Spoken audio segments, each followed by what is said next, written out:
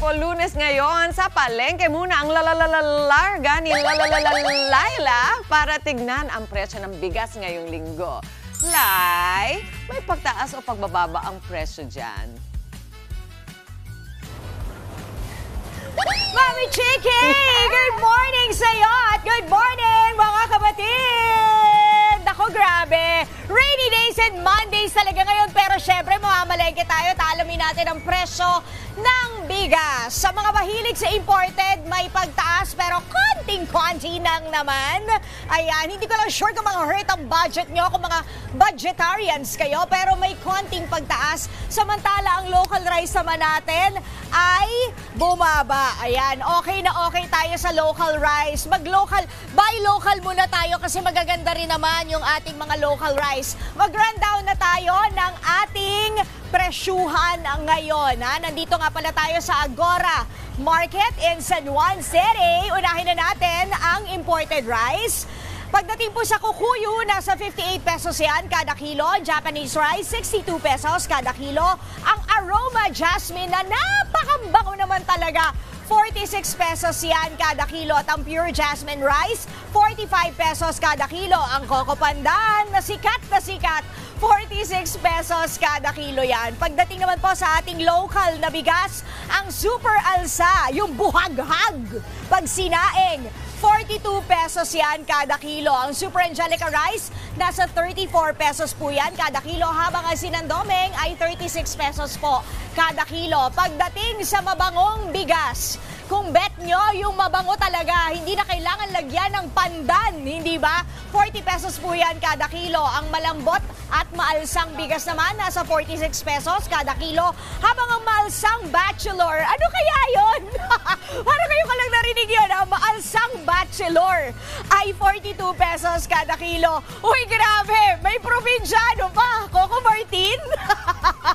44 pesos po yan kada kilo. At ang Mindoro Aguila, nasa 52 pesos kada kilo. At ang purong malagkit, masarap magchampurado ngayon o kaya arroz caldo, lugaw, hindi ba? Ay, grabe, kasi nga maulan.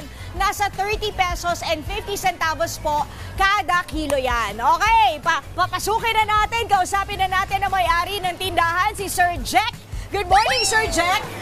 Nagkape ka na ba? Okay na ba, ma'am? Good morning po. Good morning. Good morning, kapatid. Good morning sir, po. kamusta ang mga bentahan nyo ng bigas?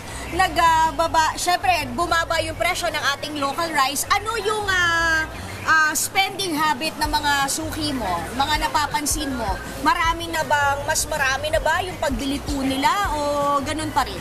Medyo dumami na, ma'am. Kasi pag ang priority po ng mga customer ngayon, yung mababa. Oo, na presyo. Pag retail kasi yan, ma'am, pag wholesale po yan, kanyari, ma'am, 25 kilos ang kukunin na, may discount po na 50 pesos. Talaga ba? Yes, Minus ma'am. 50? Yes, ma'am. Pagka 25 kilos. Dito sa tindahan mo? Yes, ma'am. Ay, dapat mamaya malaman talaga natin kung saan man ba ito sa Agora. Less 50 pesos. Yes, ma'am. Yes, Pag sa imported na bigas, ay, wala. hindi Wala kaya. po, wala po. Wala kasi po. nga, di ba?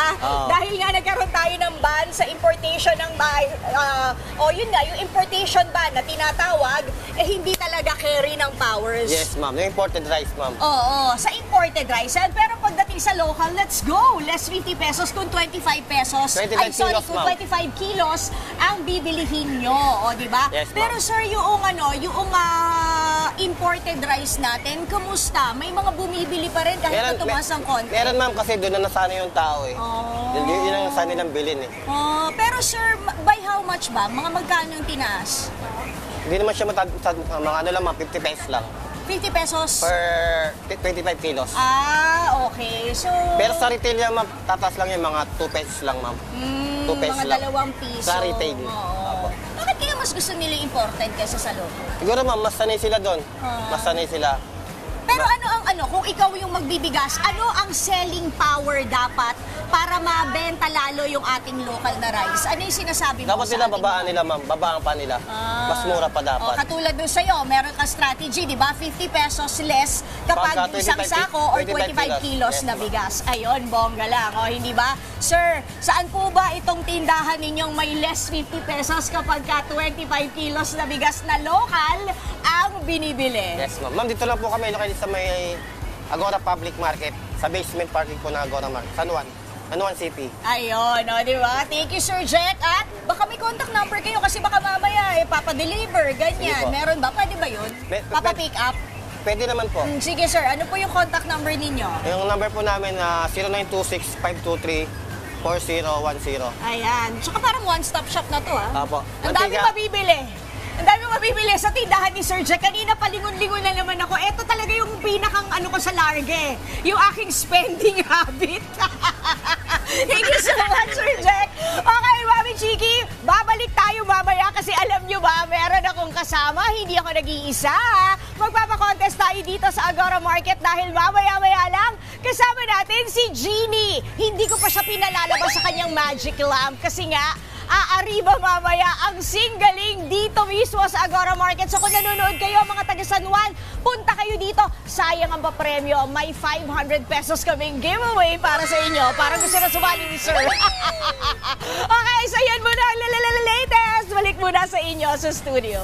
Grabe, may pa 500 pesos si Laila. Dalian nyo na, yung mga taga San Juan, punta na sa Agora Market. At magkakantahan kayo dyan kasama ni Laila.